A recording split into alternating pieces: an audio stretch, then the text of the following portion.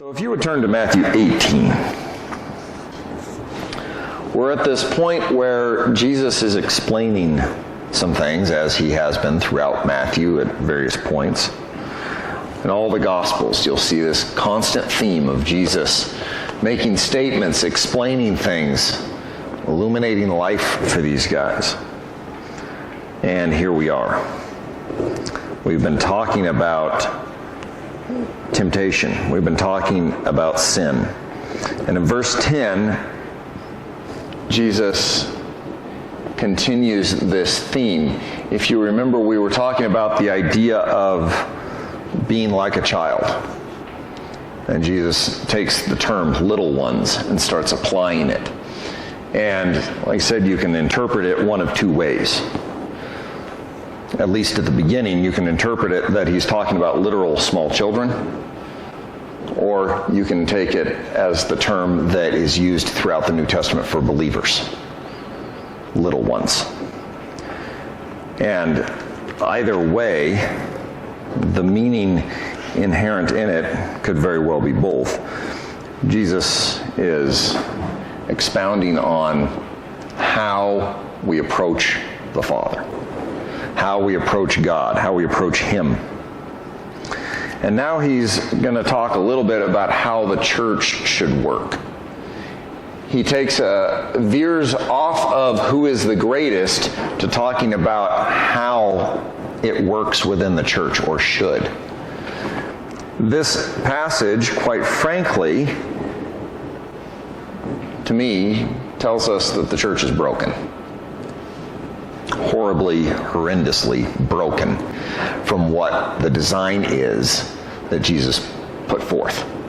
How we work together, what we should be doing. And he's giving them this instruction as he sees his death approaching.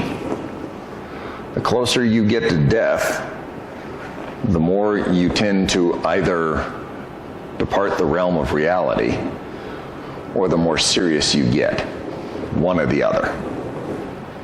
If you know your death is coming, you either tend to sink into just kind of a malaise of various thoughts, or you get extremely serious.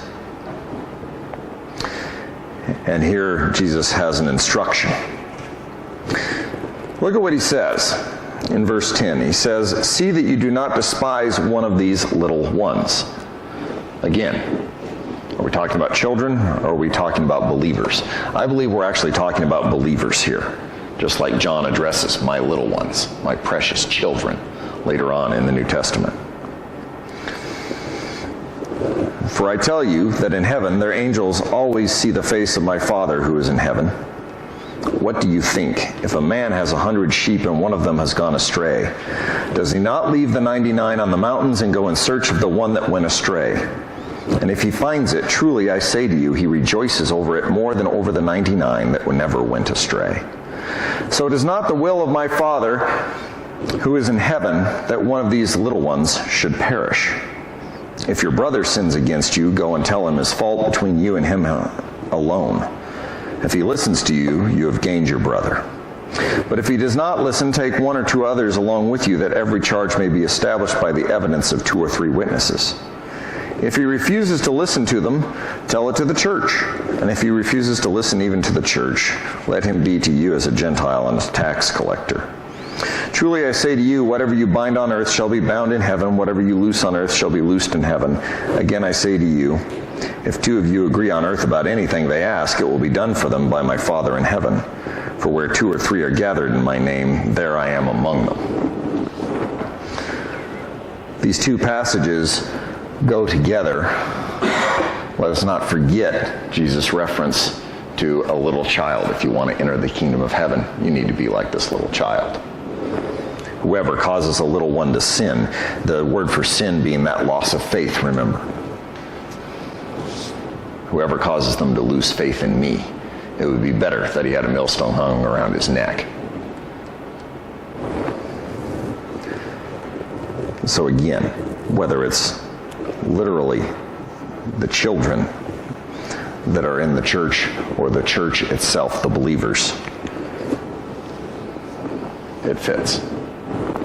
And here he continues to say, don't despise one of these little ones. Because not only do the angels see them, but God sees them constantly. God knows exactly what's going on constantly. He watches over the little ones. He watches over his people. He watches over children. What do you think? So Jesus has this question that pivots here. He says, God is watching over them, so don't despise them. What do you think? He has a question. Jesus is great at these rhetorical questions. Think about the disciples in their position sitting around him. They're already starting to gear up. They are hearing this question. The wheels are already turning. What do you think? Okay, what's coming now? What's Jesus going to ask us? And here is a question for the church. A question that I think the church fails to answer well on a regular basis. We, the church, tend to screw this one up royally. If a man has 100 sheep and one of them has gone astray, does he not leave the 99 on the mountains and go in search of the one that went astray? What do you think? We have used this passage over and over again to talk about the Savior finding the lost. But the context here is actually the saved. It's an interesting context. I don't think it's improper to say that the Savior goes in search of the lost. What did he come to do? He can save that which was lost. But this passage specifically is talking about those who believe.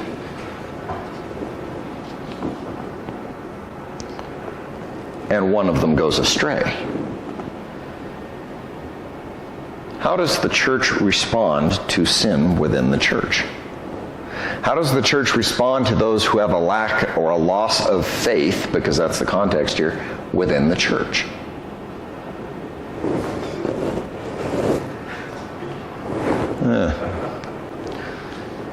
I must smell sweet this morning, I don't know. How does this work? You know, you look at this idea of this is a person in the church. What is our response to them?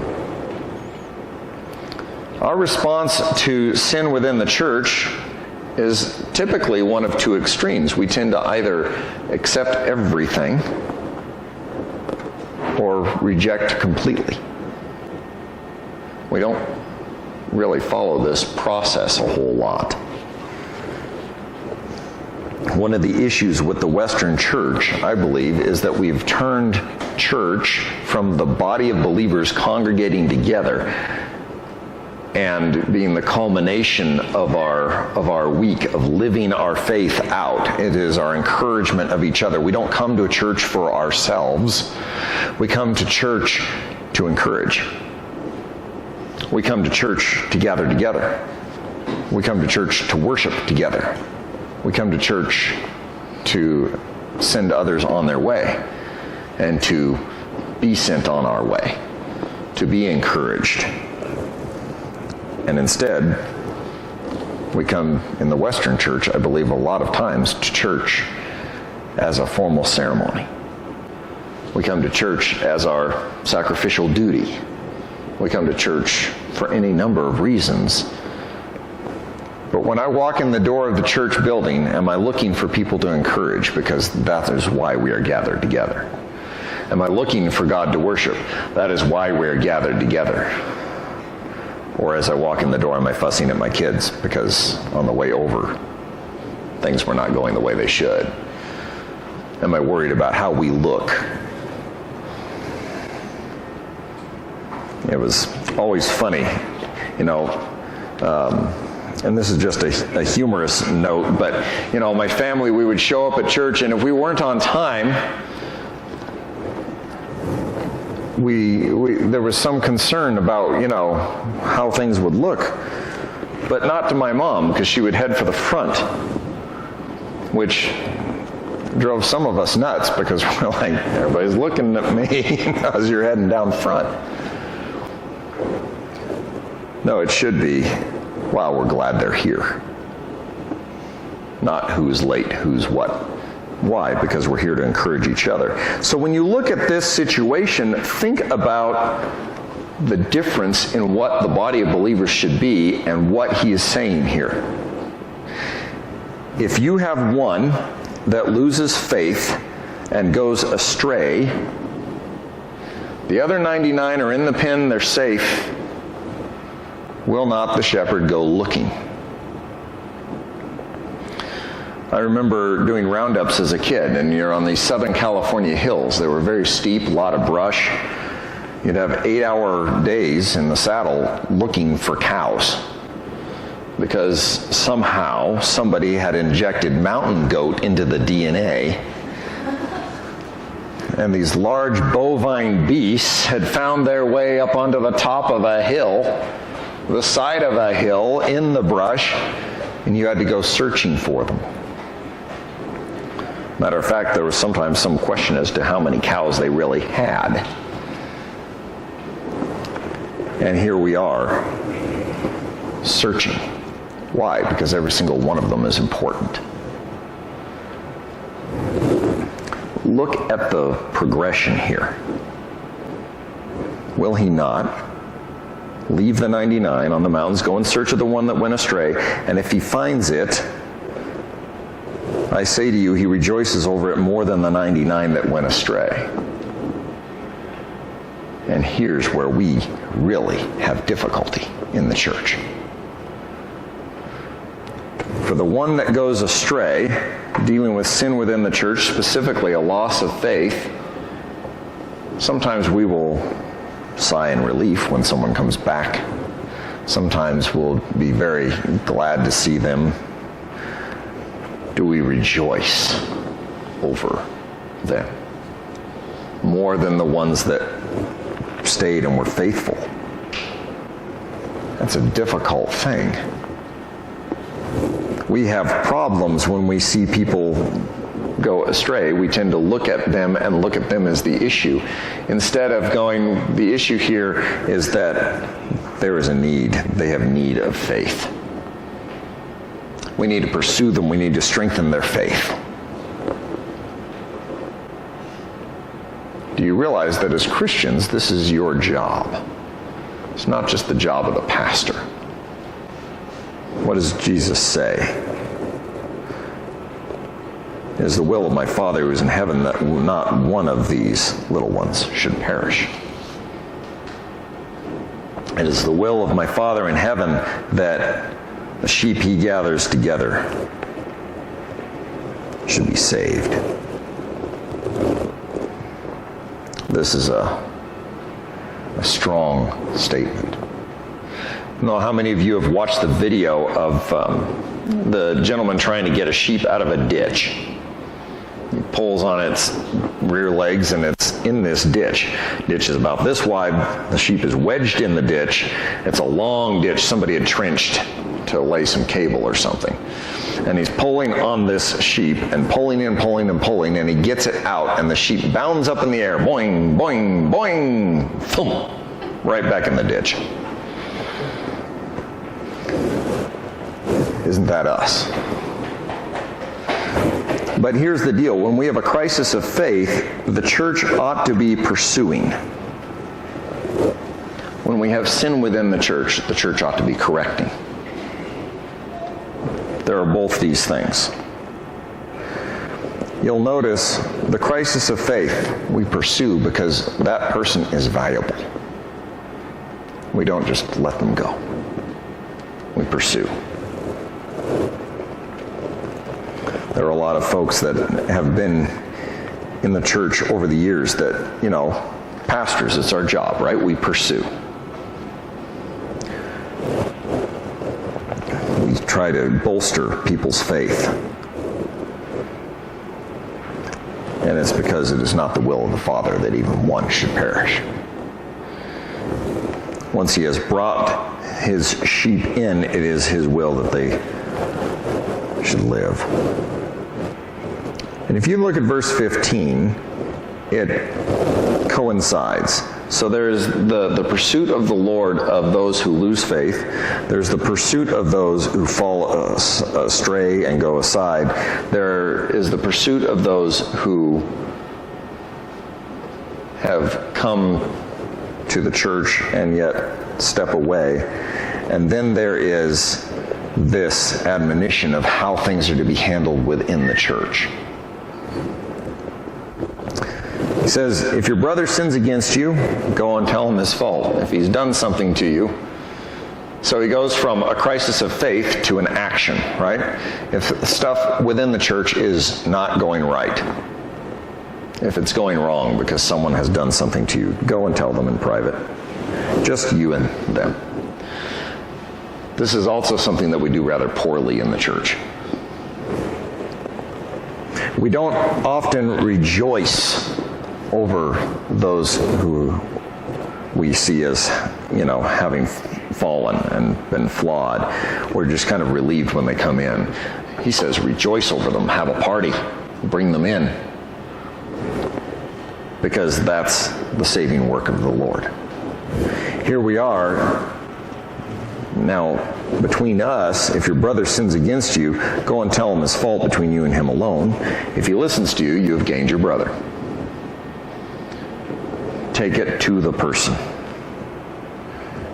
If they're doing something wrong, if there's sin within the church, take it to them directly and privately. Don't talk about it with somebody else. Don't have other discussions about it. Take it to them. And quickly. Look at verse 16. But if he does not listen, take one or two others along with you, that every charge may be established by the evidence of two or three witnesses. You are not building a case. This is not a time where we're supposed to build some kind of court case against somebody.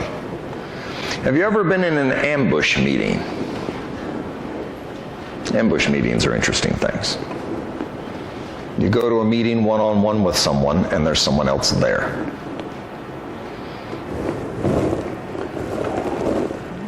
Typically, when you see this start to go out of order, there is more behind it than just someone confusing how it's supposed to work. So, when I've had a meeting where I went to meet about one thing, and then we start talking about another, and then I realize there's a third person there, I'm probably, these days, not going to stay for the meeting. Why? Because it's an ambush. Someone's building a court case. If you have a problem, bring it to me. Let's go talk. Let's follow Matthew 18. If I've done something wrong, tell me and we'll do our best to make it right. But here, we have this problem. Quite often we start building a court case. We're talking to people behind the scenes. We get our second witness. That's not the purpose of these witnesses. You'll notice he says this, if he doesn't listen, then take one or two others. This person is aware of what is going on. They're aware of what the meeting is about. If he refuses to listen to them, notice that he says, listen to them. In other words, these other witnesses are bearing witness of what is going on. These other witnesses are not simply passive observers watching you argue. They're taking a concern to this brother. I know so-and-so has talked to you. We have a concern for you. Let me talk to you too. If he refuses to listen to them, verse 17, tell it to the church. The church. In other words, taking it to the leadership of the church. And then if he refuses to listen to the leadership of the church and the church body as a whole, they're outside. Now, in the New Testament, Paul has one of these issues. He comes up on a church that is extremely gracious. They were so proud of their graciousness, the Corinthians, that they were overdoing it. They were tolerating sin within their midst. And Paul said, you need to put this person out of fellowship with you for a little while because he's refusing to change his ways. He's acting in a way he shouldn't act. He's doing things he shouldn't do. You need to quit tolerating it. And then later on, Paul sends them another letter, and in that letter he says, by the way, that guy cleaned up his act. Will you people please let him back in? Quit acting this way. Don't be judgmental. Rejoice. This is the Lord's work. It's a wonderful thing. Restore this person to fellowship. So you see the process, the goal here. The goal is not this end result of exclusion. The goal is not to reach judgment properly. That's not the goal. The goal is that none should perish. The goal is that we should rejoice. Church discipline should be a far different thing than we make it. We make it something to avoid because we just don't like confrontation. We make it something ugly because we don't like judgment. And we make it quite often something final. And here, that is not the context. Jesus says, I will pursue those who lose faith. Pursue those who lose faith. I will pursue those who sin. This is not the rejection of your brother. This is the pursuit of them. Do you see the difference? This is how the church should function. This is where the church is broken. We're broken. We're so afraid of offending people that we won't pursue them. We're so afraid of losing people that we won't pursue them. I do not want to face the Lord and have him say, why didn't you pursue those who are losing faith? Because I didn't want them to stop coming to church. Why didn't you pursue those who were losing faith? Because I just wanted to get rid of the problem. Two opposite ends coming to the same issue. The one that gives so much quote-unquote grace that they never pursue, and the one who gives so much judgment that they never pursue.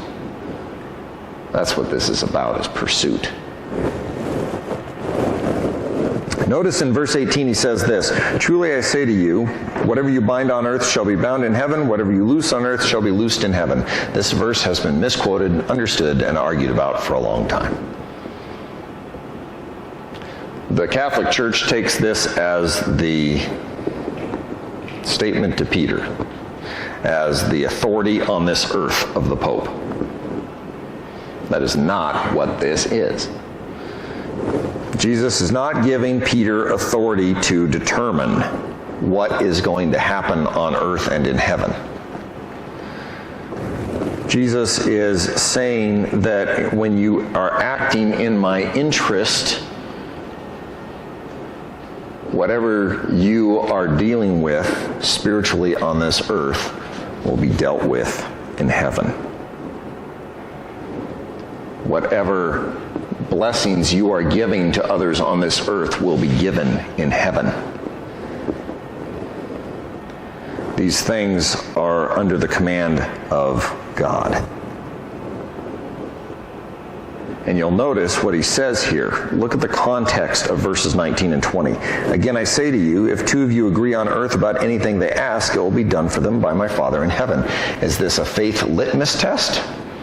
If two of you really have faith and you pray over something, it will happen? Or is this a statement of two people pursuing the Lord, seeing his will done? I believe this is a statement of people pursuing the Lord. When we are pursuing God, our prayers change, don't they? when we're doing something that we're supposed to do, our prayers change. Our attitude changes. And he's saying, you guys agree. You're following me together, bolstering each other's faith. You'll see amazing things done. You'll see what you're asking come to fruition. Because here, you're not asking to win the lottery. You're asking for God's will to be done. It's a big difference. Verse 20 is another one of those misunderstood verses. Now, I believe it applies in both contexts in a lot of ways, but for where two or three are gathered in my name, there I am among them, we often use as simply a statement about the gathering of the church. Notice the context. It's actually church discipline. This is the pursuit. When the people of God gather together, he is with us. That is the basic meaning of this. And what he's specifically encouraging them with is when you people gather together to pursue those who are struggling, I am with you. Notice who's doing the work. We're pursuing, but who is the shepherd that is in charge? Jesus Christ. Who is the one that is leading the way? Jesus Christ.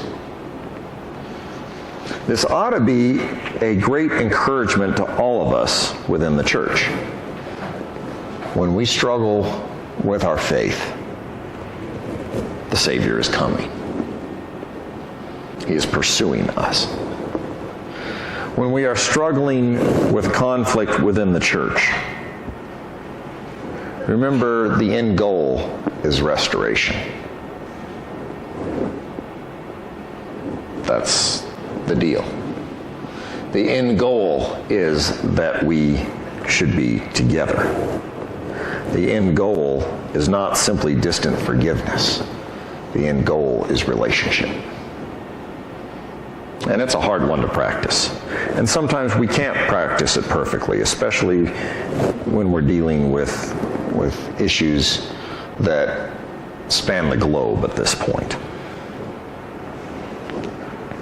Sometimes this seems to come out perfectly, and sometimes it seems to go horribly haywire. When it goes haywire, we should be mourning what's going on. We should be concerned about right here. And when we see it working out perfectly, we need to remember that that's the Lord doing a wonderful work. We should be rejoicing over the restoration of people. You see the level of church here. Church is something completely different. Church is, at this point in time, the disciples with Christ. Church will be the disciples with others. Church will be people in homes meeting regularly. Church will be people in deep relationship with each other. And how do you maintain deep relationship with each other?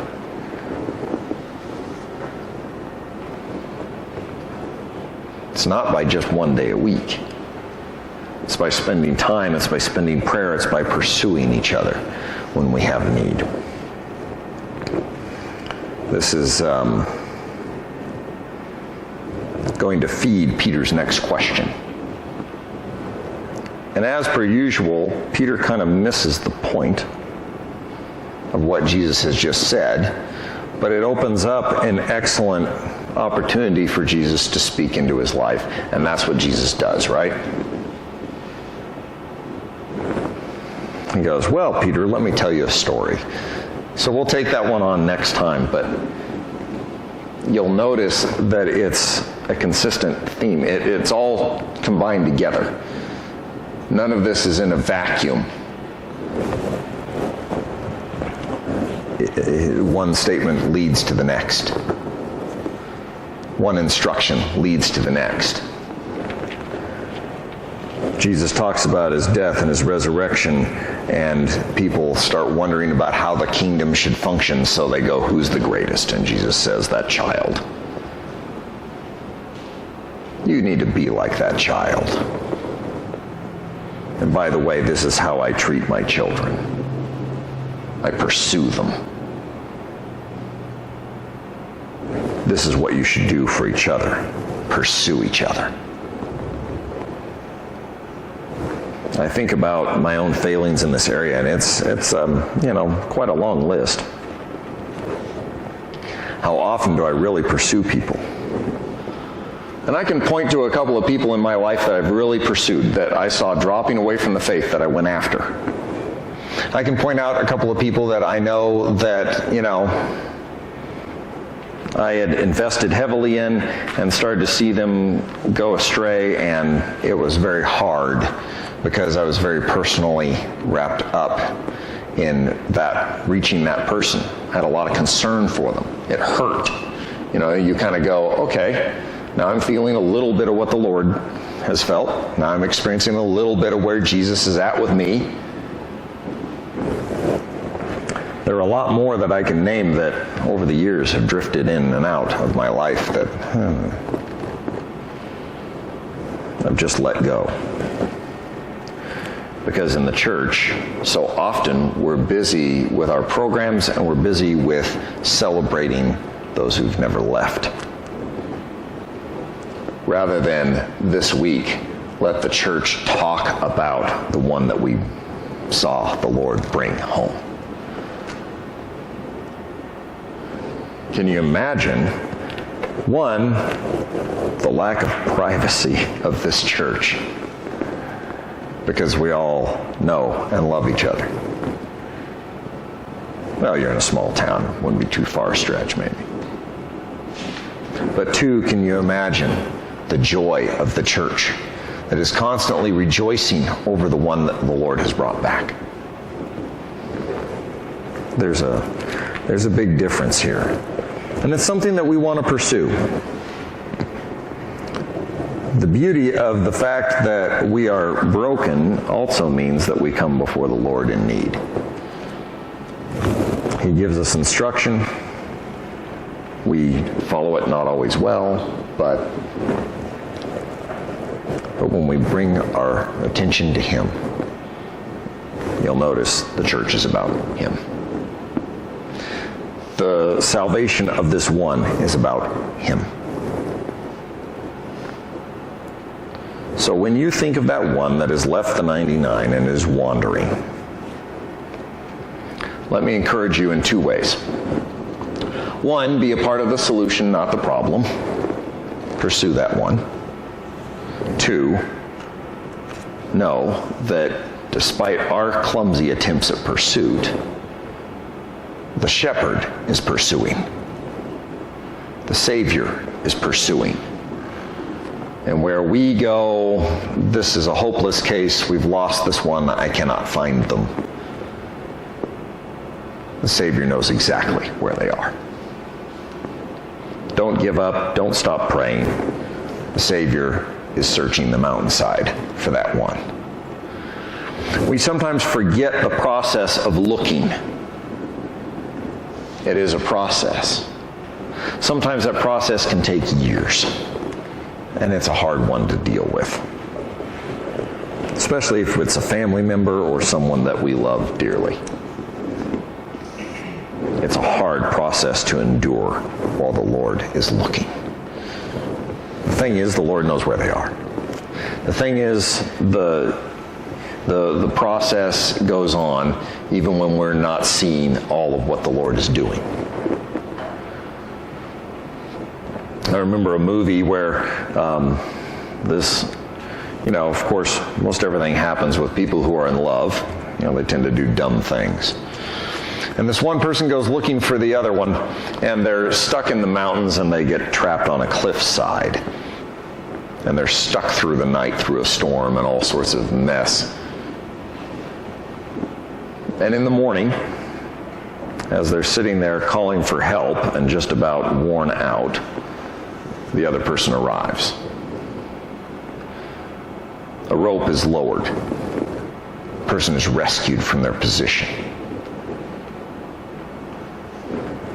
The beautiful thing was, the other person was searching throughout this whole thing for them. Don't forget that the Savior is looking.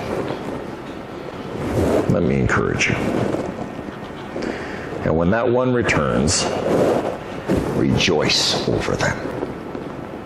This is the process of the church. Seeing the Savior save, seeing the lost restored. This is church discipline, restoring people to position. Think about Jesus speaking to his disciples, and I'll leave you with this thought. Speaking to his disciples, who, by the way, tarnished his reputation over and over and over again. Who, by the way, screwed up over and over and over again. Who, by the way, lost faith over and over and over again. And Jesus loved them, he restored them, and he rejoiced over them. And in the end, they did amazing things in his name.